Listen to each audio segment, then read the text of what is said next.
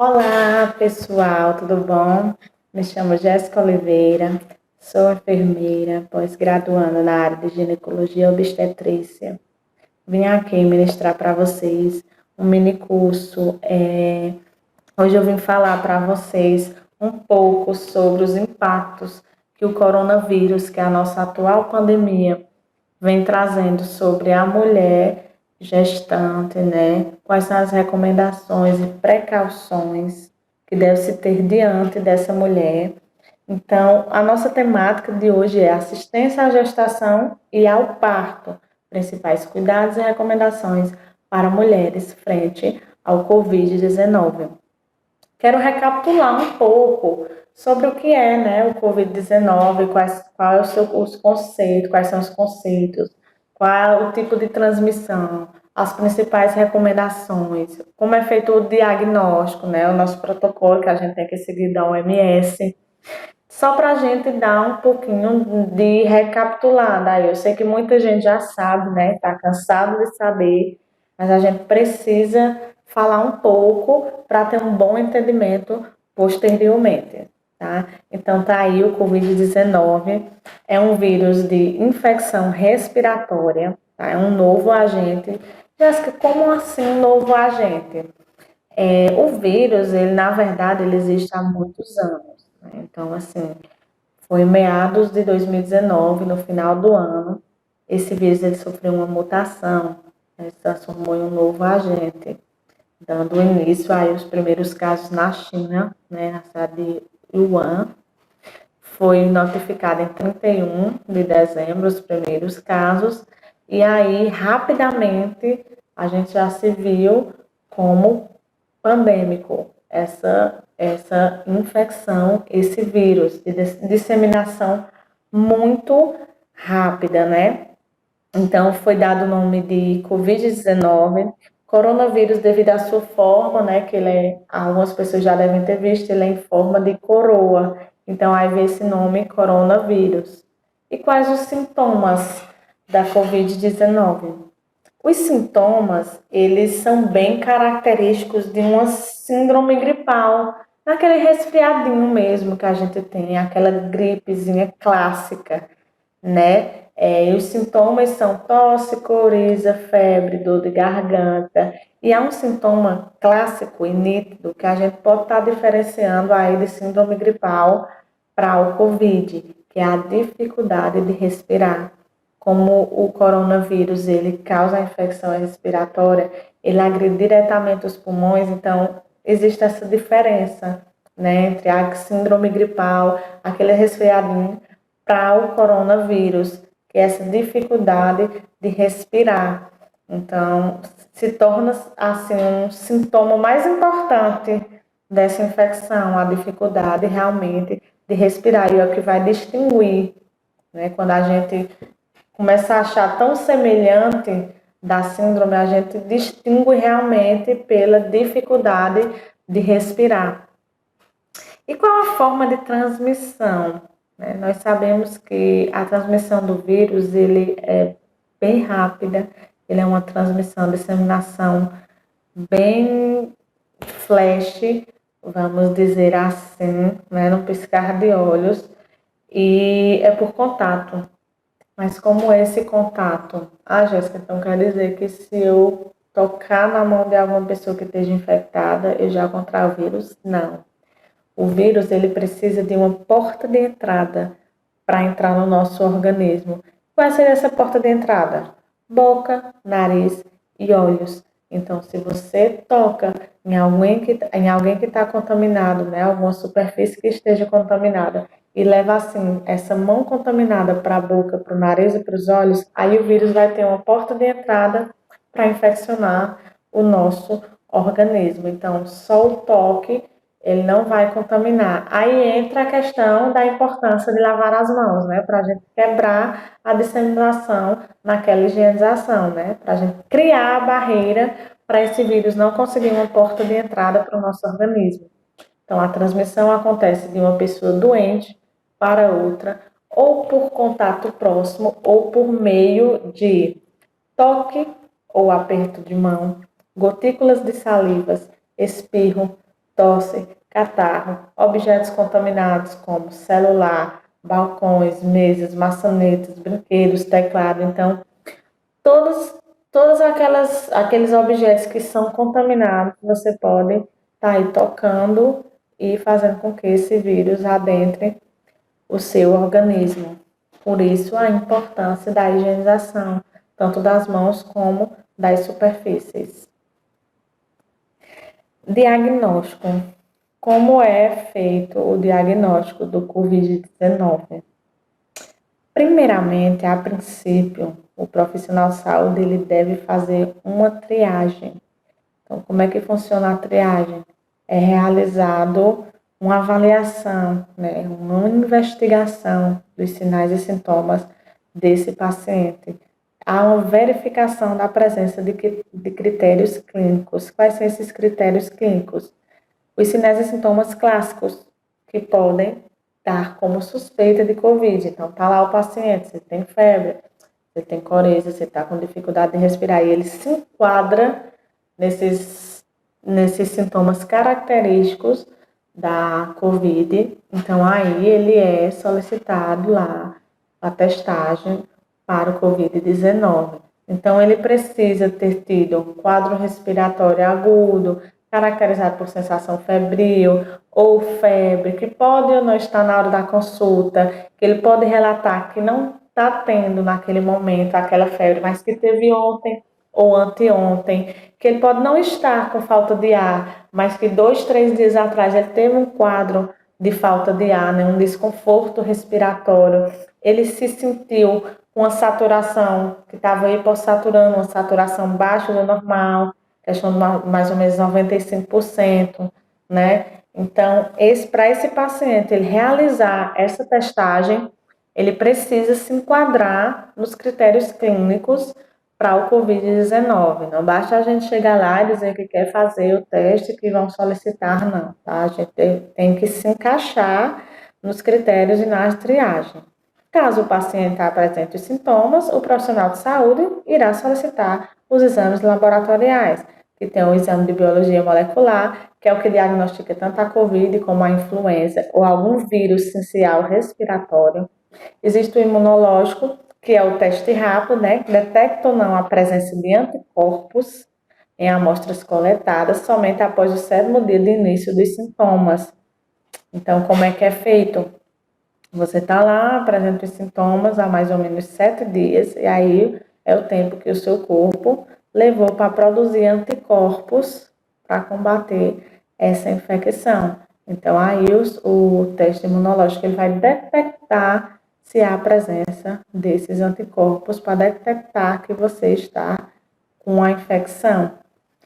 O diagnóstico também pode ser realizado a partir dos critérios como contato próximo ou domiciliar, né? Se a paciente ela teve o contato próximo com a mãe, com o primo, com o tio, seja quem for, que é positivo de Covid, então ela pode sim ser testada, ela já é um caso suspeito, ela tem que entrar em isolamento, né? E a atenção tem que ser dobrada para essa paciente, porque ela teve um contato próximo com alguém infectado, então a probabilidade dela ter contraído a infecção é um pouco elevada. Então faz-se a testagem dessa paciente. Aguarda para ver, né, se ela vai ter algum sinal, alguns sintomas, vai despertar algum quadro nela para poder realizar o exame. Então, aí, bem brevemente, a gente entendeu, né, o que é, qual é a forma de transmissão, né, e como é realizado o diagnóstico. Vocês sabem que tratamento ainda, infelizmente, não temos mais. Se Deus quiser, teremos, né, a prevenção realmente é a higienização. Né? Não temos vacina, infelizmente, mas se Deus quiser, teremos. Confiamos na nossa ciência, né? Confiamos nos nossos estudos que vamos conseguir vencer mais uma pandemia, né? De tantas outras que tivemos, e vamos conseguir ainda uma forma, um meio de neutralizar esse vírus, se Deus quiser. Então, atenção à gestante, né? Vamos entender agora um pouco desses impactos, na gestante e, infelizmente, os dados ainda são bem limitados.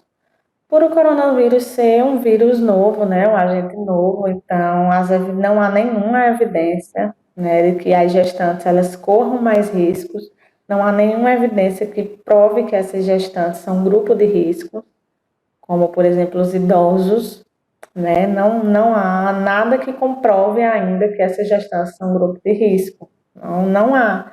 Os dados são bem limitados, as pesquisas são escassas mesmo. Então, não tem como nem como a gente debater direito essas questões, né? A gente fica meio que de mãos atadas relacionada a esse assunto. Porém, nós sabemos que nós mulheres sabemos, né? Não só os profissionais, mas nós mulheres sabemos que quando a mulher está gestante, o sistema imunológico dela dá uma queda, né? Fica um pouco baixo.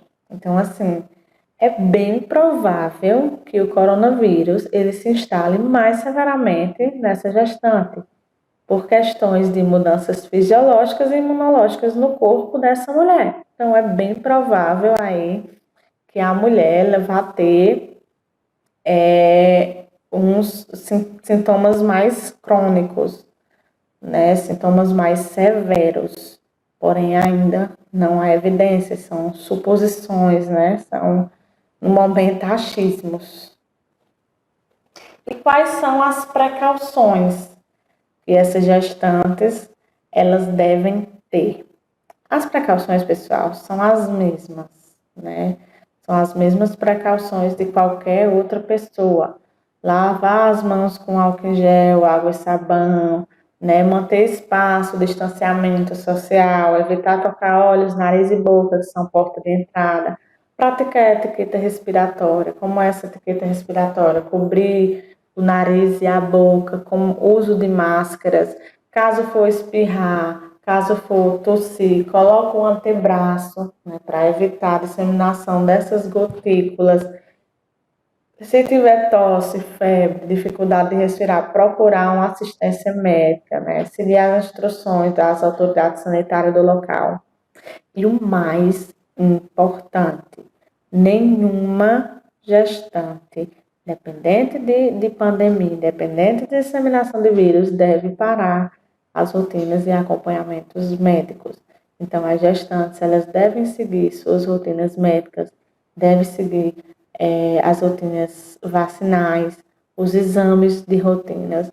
Então, ela não deve jamais deixar de ser acompanhada, tá? Tem que dar um jeito, tem que continuar essas consultas de pré-natal, tá bom? Eu coloquei algumas perguntas frequentes, já que os dados são bem limitados, só para a gente dar uma entendidinha, né? Só para a gente ficar um pouco mais clareado da mente. Já que a gente fica tão de mãos atadas, né? Querendo saber tantos impactos, querendo saber tanto o que causa, e infelizmente, cientificamente, pesquisas não traz respostas ainda. As gestantes devem ser testadas com relação à COVID. Então, falei para vocês sobre o protocolo de testagem. Se essa gestante ela se enquadra também em critérios clínicos, então essa gestante ela deve ser testada. Lembrando que, caso ela se encaixe, né, caso ela tenha suspeita ou venha a ter uma confirmação, ela tem prioridade nessa testagem. Sabe aquela prioridadezinha de fila, lá de banco, com idosos e gestantes? Então, ela tem essa mesma prioridade para a testagem, né? Até porque elas precisarão também de cuidados especializados. Então, as recomendações da MES são que as gestantes devem ser priorizadas na testagem. A COVID pode ser transmitida de mulher para o seu bebê ainda ao nascer? Não sabemos. Nós não temos nenhuma comprovação ainda, nenhum estudo, nenhuma evidência sobre transmissão vertical de mãe para o bebê. Mas até o momento, o vírus não foi encontrado nem no leite materno, nem no líquido amniótico, né? Então fica aí essa incógnita. Que cuidados devem ser tomados durante a gestação e o parto? Todas as gestantes, né, devem tomar os seus devidos cuidados de higienização, desinfecções de superfícies, é, etiquetas respiratórias, né? Devem ter o cuidado com pré-natal, neonatal, pós-natal e mental. Elas têm esse direito a esse acompanhamento, como qualquer outra pessoa também tem, tá? As gestantes com suspeita ou confirmação da infecção devem serem submetidas a parto cesariana? Não. NA ou TIL? Não.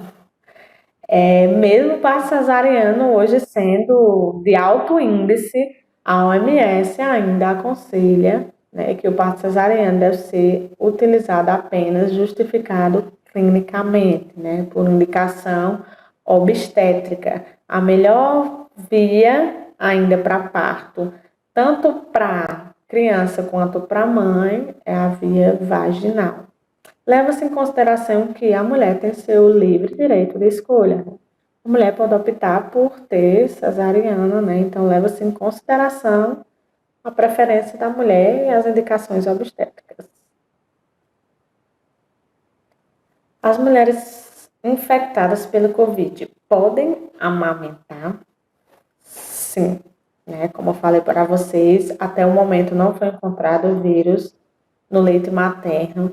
Pelo contrário, eu vi essa semana que foi divulgado um estudo, né, que o leite materno ele pode participar no combate do coronavírus. Foram encontrados anticorpos que podem ser usados, né, na neutralização, no combate desse vírus. Então, as mães podem se amamentar sempre que desejar.